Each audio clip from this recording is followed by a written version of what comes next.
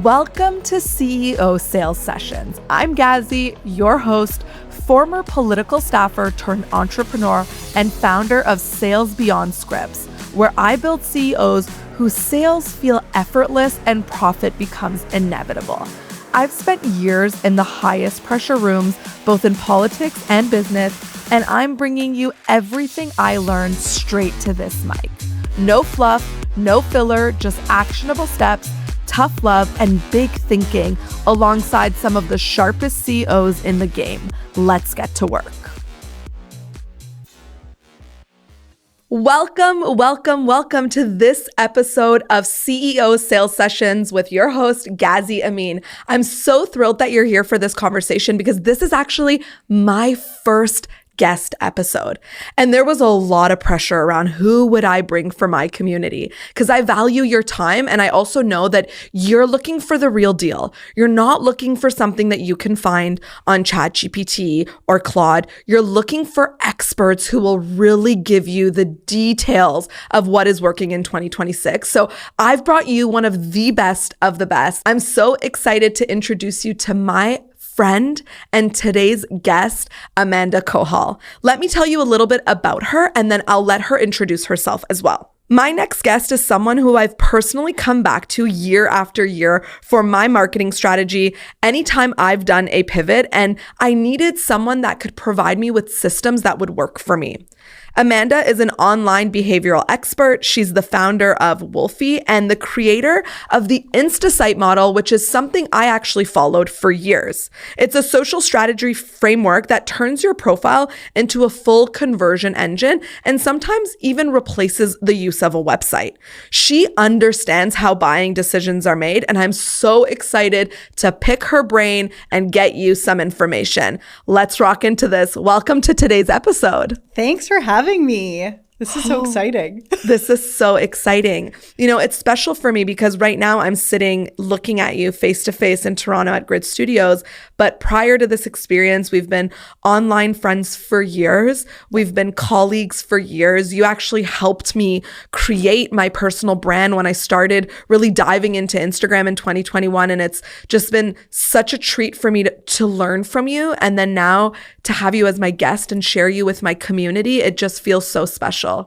You know, I was sending a voice note to one of my friends on my way here, just saying how proud I am of you, seeing your trajectory of growth, because I feel like I've been there since the beginning. You have. Yeah. You have. That's also why I wanted you for this episode, because I know that we are case studies of each other of the growth. Totally. And a lot of the stuff that you're going to talk about on today's episode, I've actually implemented and used as a part of my success. So I'm so excited for my community to learn. And one of the things I said about this podcast is it's not going to be generic inspirational advice. It's the type where you might have your notepad out, you're listening, but you're also going to implement something from here. So I'm so excited for you to share the juices. I'm ready.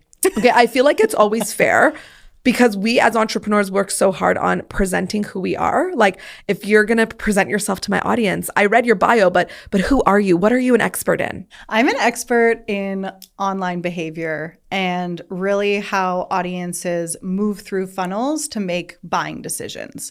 I have been on the internet and on social media since MySpace days. Your girl was coding on MySpace. I've always been fascinated with internet culture, and it didn't always start as, okay, now I'm helping people figure out how their customers make buying decisions, but it was like the path had been laid out from the beginning. I just had to get there because of my curiosities and because of my fascinations. I mean, we've worked together for so long, and you know, I go into my little lab and I test things out, and I test and I test and I test to find proven techniques and proven strategies that actually lead to growth. You know, I hate surface metrics. You know, I don't care about, oh, this is your following, but you're not getting any conversion. I want to see how communities are built and how sales are actually made online. That's a love language for me. Yeah. And I think in a space where the digital space is just so noisy. Now everyone's an expert. All content sounds the same. I felt I was so thirsty for these sorts of conversations. And, you know, the reason why I love chatting with you is because I love sales, you love marketing. And when we bring those two together, that's where the magic happens. And so Ooh, today's conversation is going to be good. Let's go right into it. Okay. So you introduced yourself as an online behavior expert. You know how people make decisions online. And I feel like sometimes we jump into wanting conversion without even truly understanding what goes in someone's mind when they're looking for something. And then they use Instagram and then they use TikTok. Like that's a very different buying experience than what our parents would have been used to. And I think I want to start it off there because I think that's the foundation. If we don't know how people are moving, then how can we sell to them? So bring us in on this. What does that look like when someone follows, and where is trust built, and how does that lead to money and clients? Take us there. Okay. So I want to look at 3 different search journeys first, because this will get us there. Okay. So, about 2016 and pre-2016, we were really in the tab era, and this is traditional Google search. You have probably 8 to 10 tabs open. You're looking through the first page of Google. Maybe you stumble upon the second and you skim it, and maybe you buy. But this was still an intentional search. The internet was just kind of getting going with social media.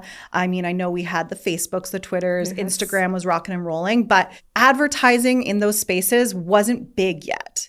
So we had to rely on Google search. But really it came down to who was paying the most to get found. It wasn't necessarily credible sources or who was actually the best at what they did. It was who was paying the most amount of money. To get on the first page of Google. Yes. Got it. Yes. And people love you as soon as Google loves you. Yeah, because there's that trust right away. Yeah. Yes. Then we moved in 2016 to about 2021, 2022, I would say, maybe even approaching 2023, is we've got a combo of the tab era, which is traditional search, with the scroll era, which is social media search. Advertising is now at full steam. Facebook, Instagram.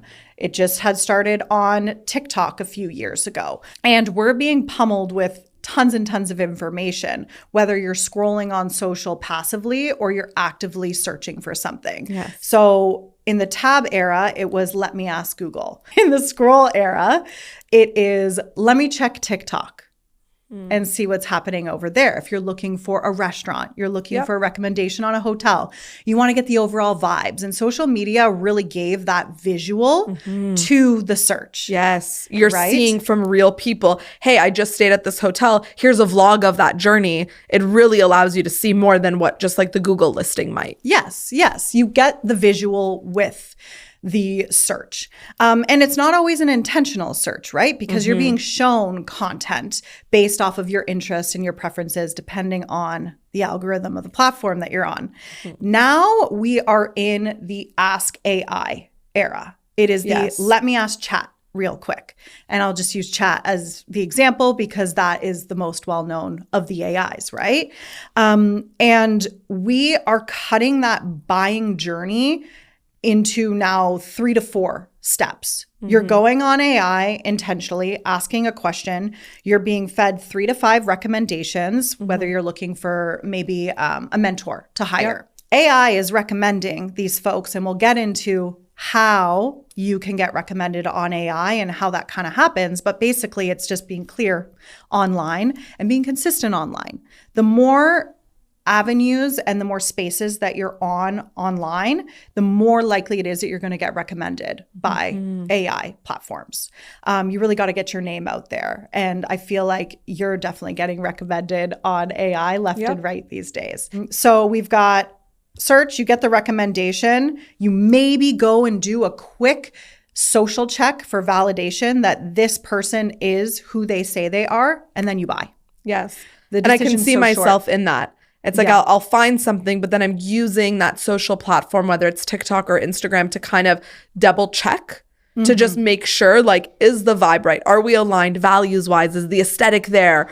Do we speak the same? Is it actually the food that they say they serve? So I'm kind of like, I could see myself in that. I'm like, oh yeah, I am doing that. I've asked chat to organize my anniversary trip for me. And everything it knew about me, it planned the entire trip. And then it was recommending certain spas that I just went on Instagram to double check. So I'm like, yes, like as you explain this era, I'm like, we're totally there because that's how I'm making buying decisions right now. Yeah.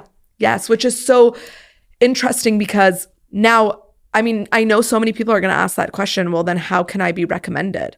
And I know you talked about it's being on platforms consistently, being very clear with the messaging so that when someone is asking for X solution, your copy speaks to it, your brand is aligned. Is it as easy as that, or is there more work that goes into it? The long and the short of it is that easy. Okay. You have to have the clarity across whatever channel you're on.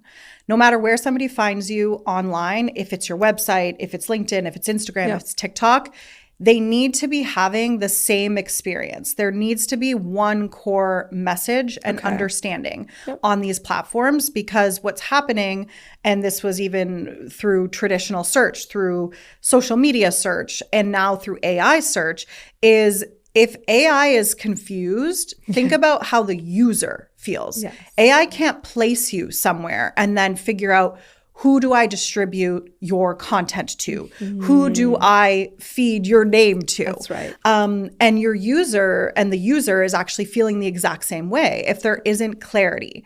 And then you've really just got to be consistent about your messaging. What is that core message, that core purpose of your channels? You got to bring it home and keep hammering it in, right? You're right. And that speaks like as a lesson to me. I'm like, if AI isn't clear on who we are and what we do, how do we expect our buyers to know? Because with buyers, there's all these emotional things that we're thinking about. But with AI, it's kind of like it's judging based on clarity of copy, on your messaging, on like how you said, that consistent vision and mission and audience being spoken about.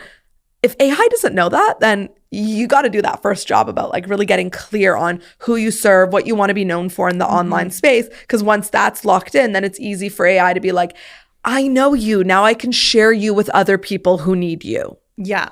And I want to give you some numbers because I feel like a lot of business owners, you know, they may be still resistant to using AI or maybe they don't even want to be recommended by AI. But, you know, it was just a few years ago, it was over 40% of Gen Z and millennials were going to TikTok and Instagram first for their initial search of a brand business concept. And it was only 8% starting in 2024, like the end of 2024, that was using AI for their initial search. We're at 55% now and growing. So it has become the norm to search on AI and getting recommended now, knowing that that buying journey is so condensed. That's right. And it's essentially collapsed into 3-4 steps. You want to be recommended. Absolutely. And that stat really speaks to me because I'm like, how many people are really doing that? I'm thinking, oh, the young generation, like the U's and the I's, yes. I'm like, is my mom doing that? Or is that exclusive to a certain age group? Or is that just what we're seeing of like how users are making decisions these days? Yeah. And I think a lot of it too is now with Google's AI integration, that is included in the number. But fair. When you go on Google now, you're not just seeing the listings. Yes. You're seeing the AI summary overview first. Yep. Right? And I can speak for myself. I'm taking my information from that at the top because it's like, well, why would I need to scroll if it's giving me the short answers right there? Yeah. Like, that's it. Okay, cool. Yeah. So that I'm going to try it out for myself because I wonder if I do show up. I know you said it. You're like, I'm sure you show up for other people, but I'm like, ooh, I want to see. And like, with what sort of things would it recommend me as a speaker, as a coach? Yeah. Things I've spoken on that I'd be really interested to know. Yeah, I did that experiment myself when I was starting to hear that you're now getting recommended by AI. I was like, oh, how do we do this? What do I need to do here? And I was like, who is Amanda Kohal?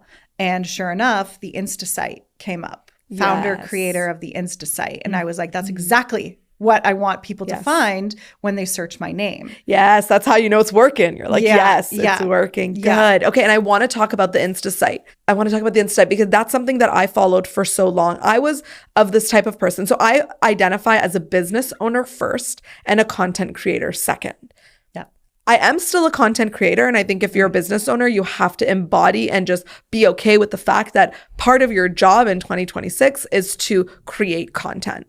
But I also am like, I have so much client work to do and deliverables and actual doing of the work that content sometimes feels like a burden for me. And that's one of the reasons why I feel like you and I connected, and I really loved working with you, because it was never around creating more content or pushing me to like hop on every trend or create I just felt like we aligned. You understood that I was a business owner. I needed systems that could help me do this in an easier way. So I want to share your take on that with my community. Is like, everywhere I look, people are talking about like consistent content, how to create 50 reels in 5 seconds using this Claude prompt. Like, everyone is looking for a shortcut to create more content. And I know you have a different take on that. So take us there. Mine is post less, but distribute more. So you're posting less original new pieces per platform, but you're distributing the same message from a primary platform across multiple spaces. I think we need to break that down. Okay. Can you use my brand as an example since you've created for me before? Yeah. And you came to me and you were transitioning your business and you're like, I need presence on social media. And that's where it starts, right? So I was like, okay, I think the Insta site's going to be a great option for you, because on Instagram, it's essentially a static grid. I think we did 15 to 18 posts for you of all the information that you would typically find when you're going to somebody's website, or what you would need to know about them in those first few seconds when you're validating their credibility. Yes. You know, who they are, what they do, who they help. There's testimonials, there's case studies, there's proof of concept in actual like meaty content that you were putting together. But I think for you and for a lot of business owners, just knowing that, oh, I can create, 15 to 18 posts that I post once, and then I can go about my business and do other things. Now for you, we did something a little bit more than that, because as both of us know, stories is deeper in the funnel. So this is where we're going to kind of get into the journey of like how people are finding you on social and how they're moving through your profiles. Yes. So when they land on your Insta site, it's a bird's eye view of those first few questions that they have, or like the main one, how can this person help me? Yep. Right? Then if that box gets ticked, they're like, well, I want more from Gazzy. Let me go check out her stories. And Gazzy's always got a story bubble going. Yep. So we're good to go with that. In there, we actually get to see what it is like to work with you and what the Gazzy experience really is all about. Everything you're doing, not only professionally, but your personal interest too, which is so nice. And I feel like stories for a lot of business owners is a great way for people to get used to making video content. Yes. It's really low pressure. Yes, low stakes, because the people watching your stories are only your followers, unless your story, of course, is being sent to somebody and shared with somebody. But for the most part, it's your followers only. It's your people. It is your safe space. Yes. Right? So you can go a little bit deeper there, and a lot of conversion. And I know you've experienced this too. It's probably still one of your highest converting platforms. Always. And I think this blows people's minds when they hear it. Again, we're not of like the following metrics. I don't have a massive following. Of the time of this recording, it's like around the 5,000s. But the stories, the community, and the money and the relationships that are made there, in my mind, Instagram stories is an untapped section of the platform. I feel like we overhype reels and carousels, and there's so much talk about how to do that better. And I feel like not as many people, especially entrepreneurs, are truly using the stories way of expression. And I agree with you, because it's so low stakes, it's easier to put out content. And because it's more organic and authentic, the connection that happens.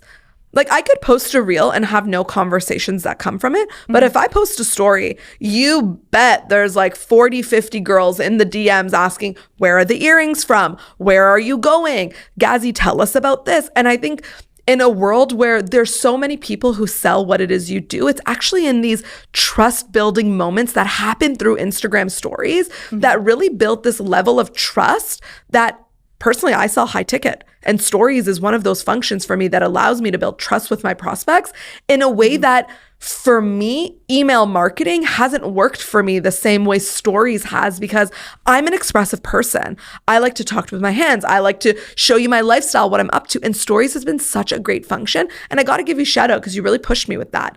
There were times where you're like stories every day, stories 3-4 times a week. And it felt awkward for me at first. And now it's like, I truly feel like I'm talking to my girlfriends when I pop on stories because I have that community there. And I mean, you pushed me on that. And I feel like even now, that was years ago.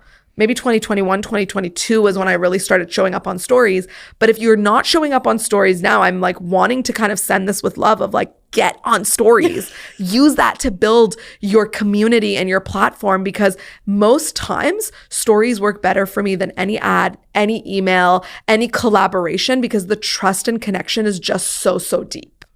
Oh, yeah. Yeah.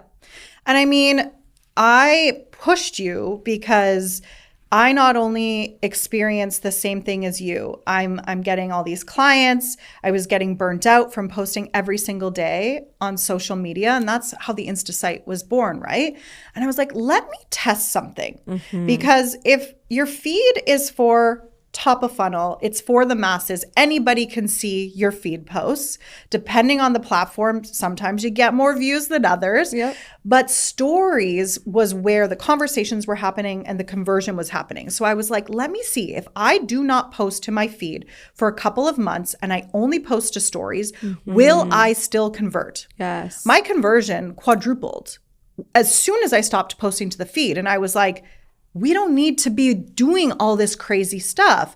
And you know, when we first started, we had the static grid, but we really played with those pinned posts and we would frequently change those out. You don't have to, but I was like, generally, let's try for once a month. But you were pretty much like bi-weekly. Something fresh, something new.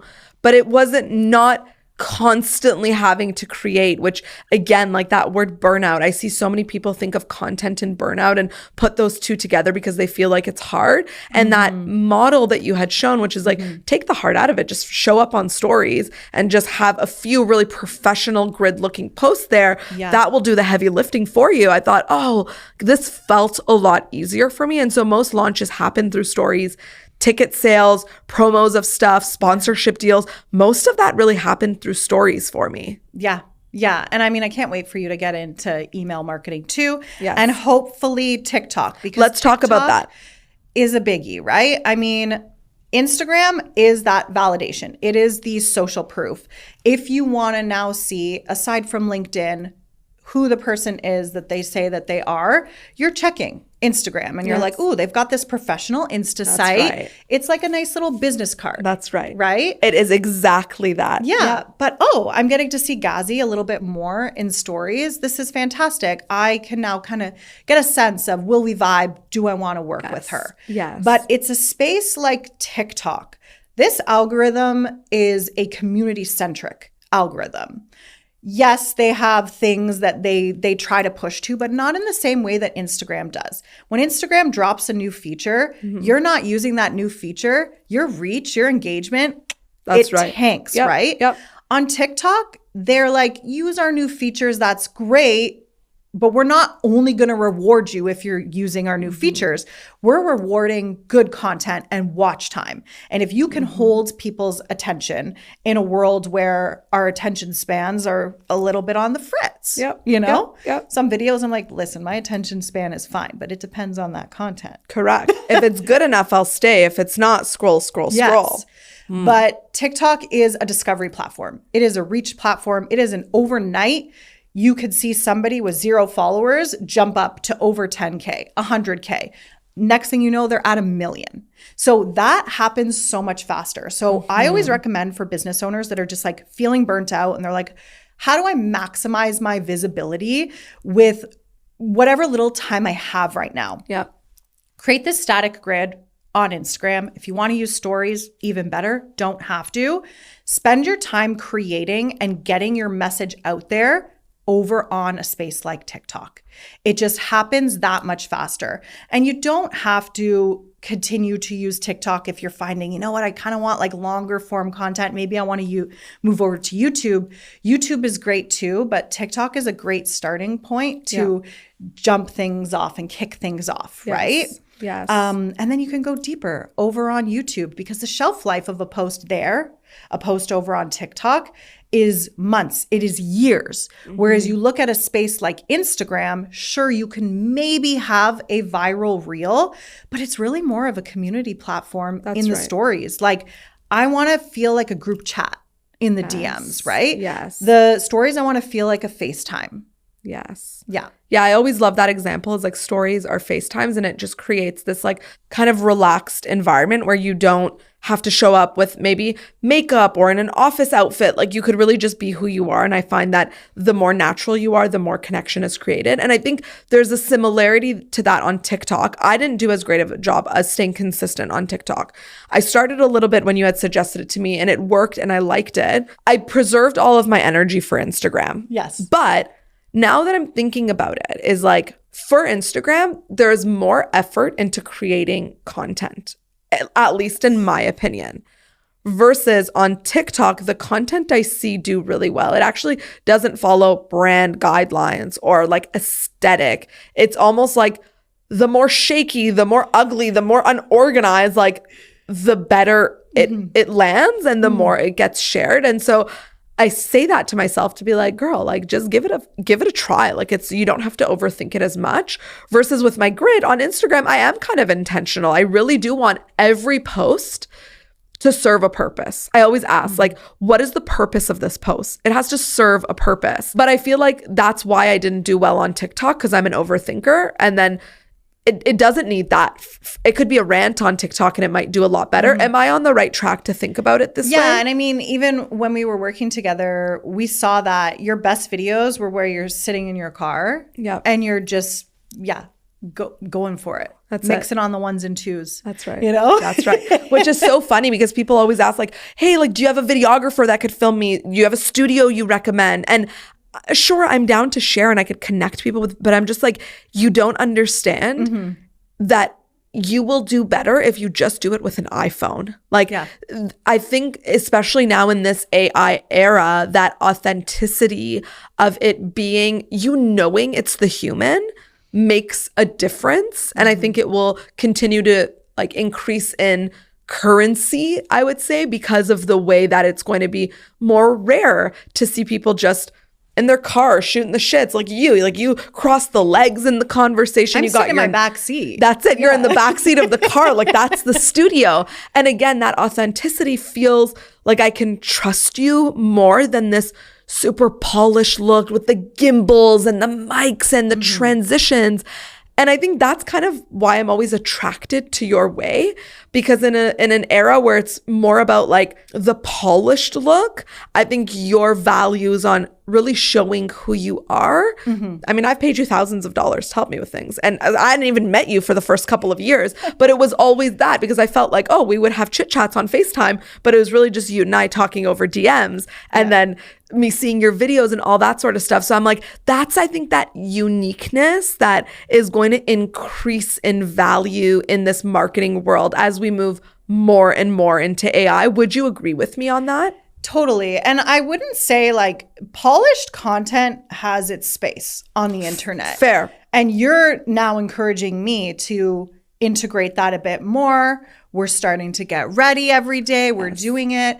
But I kind of laid out my brand as we're getting up, we're going, and I'm just talking to you. That's how I feel like I can get in my flow state. Yes. But I'm very interested to see how the more polished stuff will do. And I think a nice combo works well. You have to be comfortable with the content you're making. If there's any sort of friction, you're not doing it. That's right. And I think that's probably why you were like, I don't know about TikTok, because you were feeling the resistance because you're used to a certain way to create on Instagram. That's right. That's right. That's right. Right?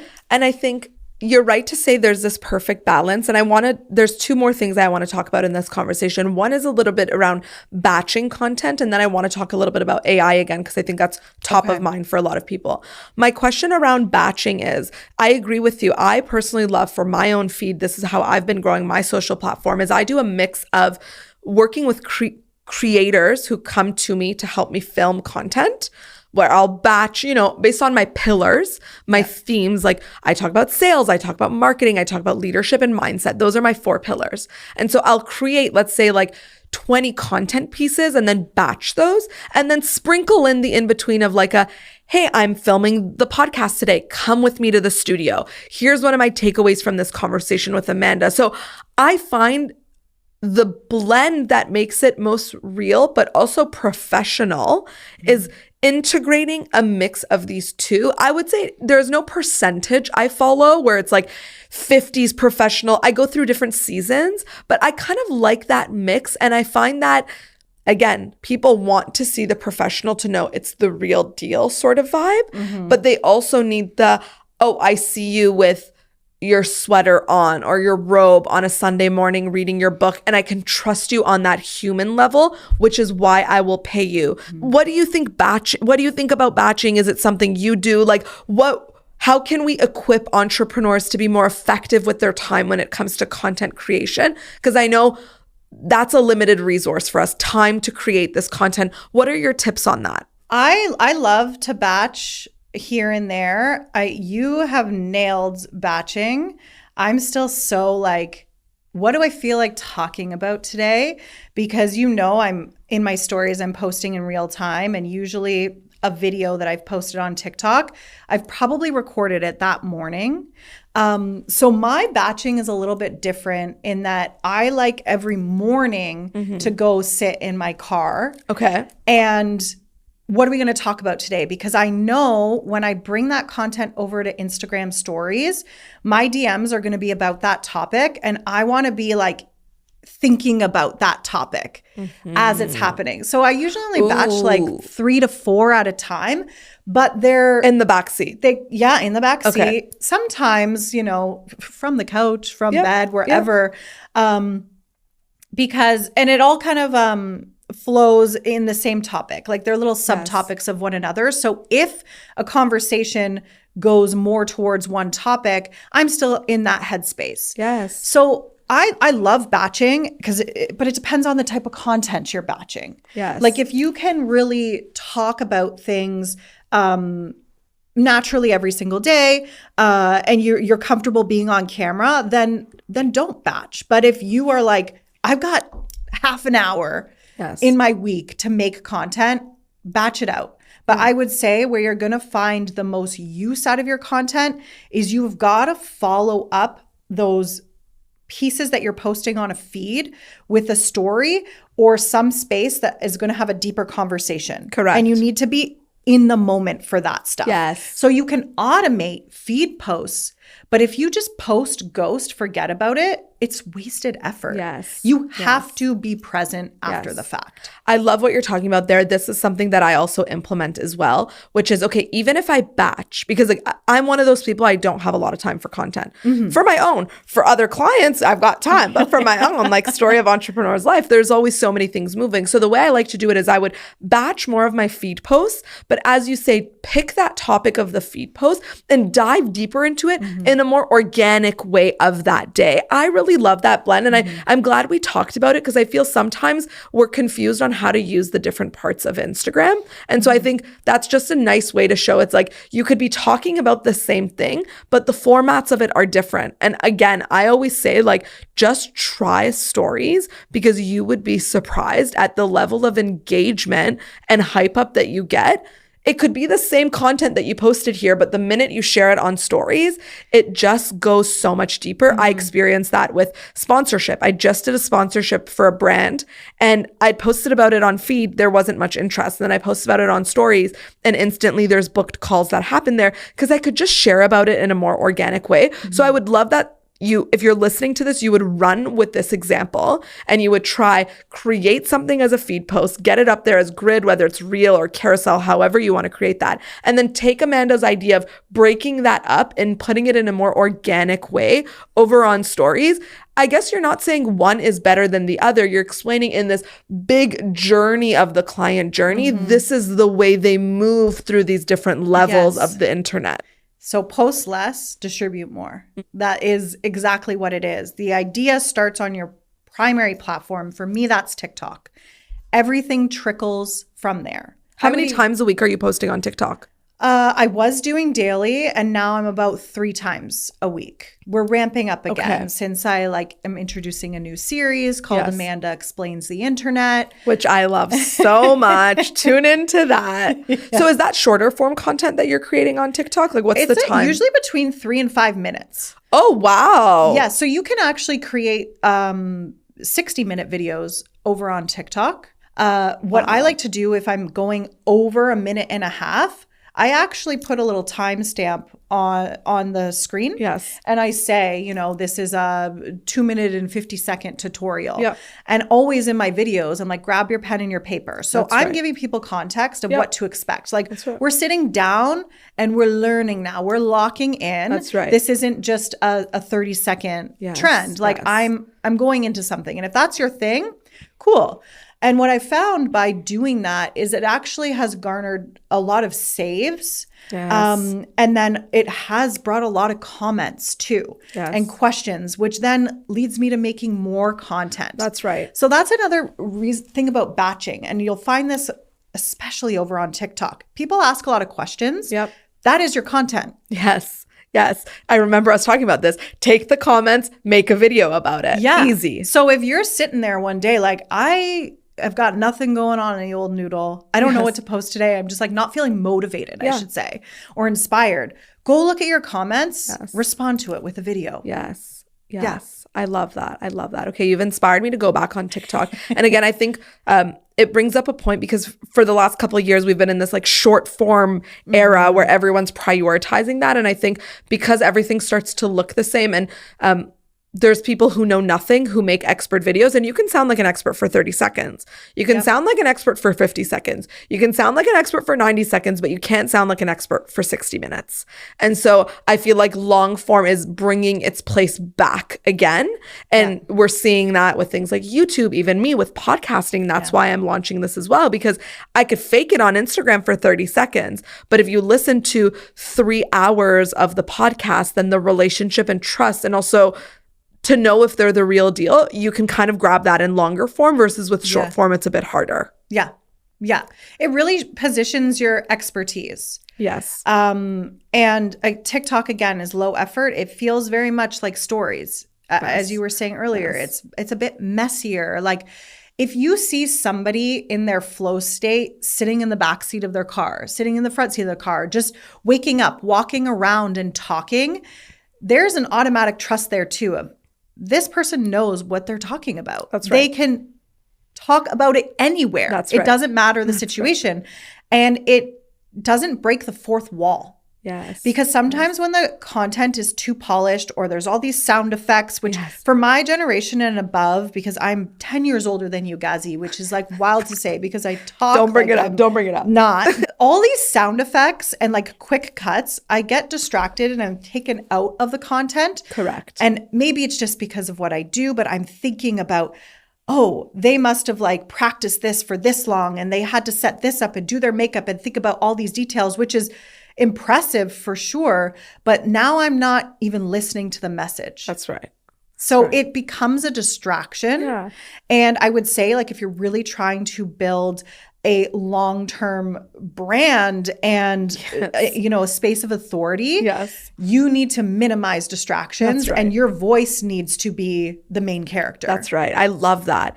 But when you're good at your shit, you don't need the distractions to keep people there, because you know you're not here for the cute CapCut edits. You're here for the information that's going to help you scale your business. Like, what are you there for? And I think like this was really easy for me to decide early on in the game. It's like, what game am I in? Am I in the game of numbers and visibility or impact and community? And when I decided that I was here to build a sustainable business and I would love Instagram to be the tool that brings in leads and money, I wasn't thinking about it in terms of how many views I got or how many followers I had. So if I was in that, then maybe I would want all the cuts and the distractions and I would follow more trends. I'm not really in it for that reason. I'm in it because, again, I'm a business owner first and a content creator second. And so I loved kind of the flow of how you taught me on how to use the feed in a way that respected my time, and also the stories and the videos that really allowed me to show who I was and build a brand around me, and not how good my editor was or how good that hook was. It's like, yes, we care about the hooks and all those sorts of things. Like, don't get me wrong. But as you said, it's like, you're the main character. People are coming for you. And that's, I mean, how many years have you been on the internet now? I guess that's what allowed you to like pull through the noise and stand out and continue to be, the go-to in the online space for showing up on social, because it wasn't about these small gimmicks. It was about really something sustainable. And like, the receipts are there. The proof is in the pudding. How many years you've been doing this? Way too long. We've been here a while. We've been here a while. We are an alum. So now we've been here a while, and the biggest thing that's on people's mind, and I want to end the episode talking a little bit about AI. Where do we even start? This could be its own entire episode. It really could. Part two. Hello. If you want to hear more about AI, you invite Amanda back. Let me know in the comments. We'll continue the conversation. That's it. To have a part 2 specifically around AI. But I want to talk about this with you because I think you and I are aligned in the sense that, yes, we're using AI. We're not scared of it. We're using it. She's our bestie. She's working. But it's not replacing the content that we're doing. I've never seen you create a caption that's giving the rest of the AI, like the captions that I read that follow the same frameworks. Like, this isn't this is or like, the same M dashes, the same sentence structures. Like, I know when it's been written with AI. And I find that one of the ways that creators or entrepreneurs are using it is for copy. And I think that maybe isn't the only way or the best way to use it. So I want to hear from you a little bit. How should you not be using AI in your business, and how should you be using AI in your business? And if you want to niche it down to marketing and content, you can, but not exclusively. The short of it is you need to automate anything that is predictable, and you need to humanize anything else that is unpredictable and creative. So if you're using AI for copy, and I'll use it as a first draft or to kind of organize my ideas of here's 20 things I want to talk about in this email. Maybe condense it for me, please. But also put it so in a structure that flows. Yes. But at the end of the day, like any of the creative, the IP, your essence that makes you you and your brand voice, it needs to come from you. Yes. And so I'm like, automate anything that's predictable, any of those mundane, boring tasks, the repeatable things. Like what? Give specific example. Talk about it in your business, how you're using it. We can introduce Derek here, I guess. Like, who's Derek? What does he do? And give it specific examples for marketing. Because I'm curious, because it's like, okay, if it's not taking the videos for me, then what part of the predictable side of marketing could it support me with? Yeah. So when it comes to email, the emails that I will automate are those standard emails. If I'm sending out a proposal. Okay. That is all ready to go. And I still do a once over, and I'm like, do I need to add anything to this? But the structure is there. Yep. Your entire funnel, when things get sent, is pretty much all automated, I would say, with the exception of high ticket. When somebody is expecting to have an interaction with you, it needs to be you. It cannot be AI. And I think you heard me say this at Money Moves. I ended up losing over $25,000 because I had a critical piece of the journey automated when it should have been me. So though all those intake pieces, automate that. Yes. When you're getting to the close and when people are expecting to have some type of interaction with you, it has to be you. That's right. Like, that's right. No doubt about it. Or somebody from your team, like that they're expecting to speak about. The human. The human. Everything else, when I'm doing my videos, like I was kind of excited when you could create videos of you as an AI model. And then I was like, like this AI model is never going to be able to get my quirks and tweaks and Amanda-isms. It just wouldn't be able to. And I was like, and then it's going to lose trust, right? That's right. But when it comes to video editing, I love CapCut using transcription editor to take out my pauses and my breaks. Yes. But everything else is me. Yeah. You got to have that community element as you. You can't freaking automate it. I'm with you on that, especially in sales. It's like, sure, there's certain part of the sales process that we could automate, but that human where they're buying in on you, you can't automate that. You can't use chat for that because, like you said, it's going to cost you in the long run. And I think more and more people are going to start to notice what is real versus what is AI. And it will stand out so much more. When I send people a voice note and I say their name and they realize it's actually coming from me, it stands out to them. I don't use many chats. I could automate, hey, thanks for the follow, but it's cheesy and everybody else does that. And I've never responded to it before. So I think, to your point, there's a time and place where it's like some things, the essence can't be replaced. No. That's in the creativity and who you are. But the things that you said, the keyword, the predictable parts, those things in the funnel, in the journey, that's where you would use AI to automate. Yeah. And I mean, I've automated posts for my feed, but this is again where stories comes into play. Yes. You cannot fake the stories. And overly curated stories, too many in a sequence, people are exiting out of your story. 100%. Like I expect to see people's faces on stories or at least their environment. Like show me your POV, but like a bit of you. That cannot be replaced by AI. That's it. And I mean, to answer your question about Derek is the first of 4 AI assistants that I built. Yes. And this was back in the glory days of ChatGPT when it didn't go haywire, because now I don't know what's happening and I've since switched to Claude. So Derek is on sabbatical. He will be brought back with Claude, but he really helped me with a couple of things. So just kind of figuring out my entire funnel and system. And there's a lot of my brain power in there and back and forth. Like I really use Derek as a collaborator, not as the creator. Oh, I love that distinction. He's not the creator. That's right. You are. Yes. Yes. You are the brains behind it. Yes. But he's helping me with the mundane things to kind of bring it to life. Yes. But then with the Insta site, because I was getting a lot of questions of, and I would take one-on-one calls and that's great. And then we would start working together. But I was getting a lot of questions about like, well, how do I do this? What do you think about this? I don't know what to post here. I don't have testimonials. What do I do? I built Derek along with Kai, along with Betty, along with Steffi. I love the names. They have whole personalities too, and a face card and everything.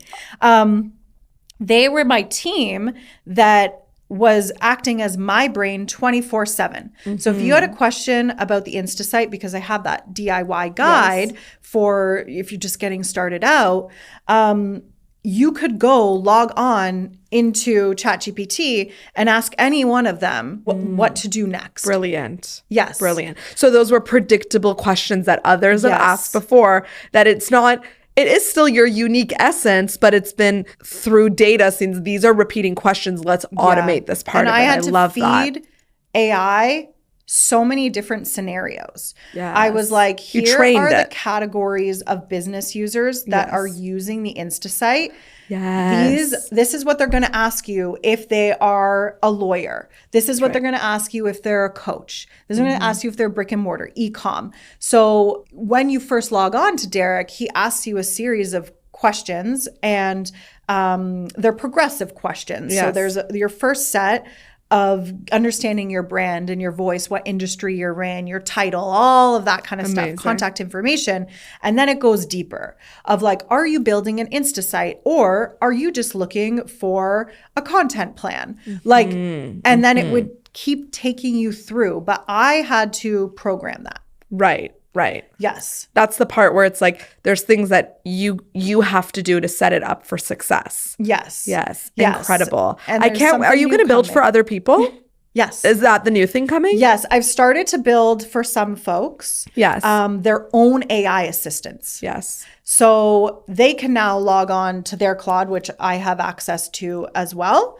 And they can just go and start working with their assistant. Yeah, juicy. I mean, you saw Ali and I did a mastermind weekend. We got a tree house out in the winery area and went and spent 48 hours just diving into Claude and seeing what it could create. And wow. I'm so looking forward to what is ahead, but also knowing that as much as things change, nothing will change about the fundamentals that we had talked about right now, which is how people build trust, how to stand out in a noisy environment. And I think those key things, like, I know that there's a bit of fear of like, what does the future look like with AI? I think I'm kind of pumped about it, to be honest. I think there will be, I mean, you and I were, as soon as something new comes out, we're always at the forefront of it. So I'm looking forward to seeing how that evolves and probably how you'll help build some stuff for the company. Yeah, I need some help, girl. I mean, I feel like people are just wise to, and as you said, you can tell when something's written by AI. Yes. And done with AI, and we're getting sick of it. It's like, bring the people back. That's it. Bring the people back. I love that. Or bring in the people back. Yeah. Okay, so to wrap this up, is there anything that you want to share with our audience that you feel like we haven't touched on yet? I mean, we could talk for hours, Gazzy. I know, there's so many things. I just really want people to know, like, get started with your content. Like the least path of resistance is stories. Yes. Even TikTok. And I will tell you, I want to put you and your listeners onto something. What I'm noticing is shift over on stories, on TikTok, and content in general, but it started on TikTok. You can start a sentence, or you could start in the middle of a sentence now on TikTok. You don't need a hook anymore on TikTok. Okay. And the reason why this works is because it makes people feel like they have missed the context and that there's maybe a series that they should be going back to. It actually has increased profile visits. Okay. And so I've been testing this out with myself and with my clients now. Yes. I had a video just go viral yesterday, and it's continuing to climb. The one about tying my shirt in a certain way. Yeah. I made that for stories. Yeah. I posted that to TikTok, and I'm like, I don't have a hook. Do I need to record a hook? And I was like, F it. I'm just going to post it. Yeah.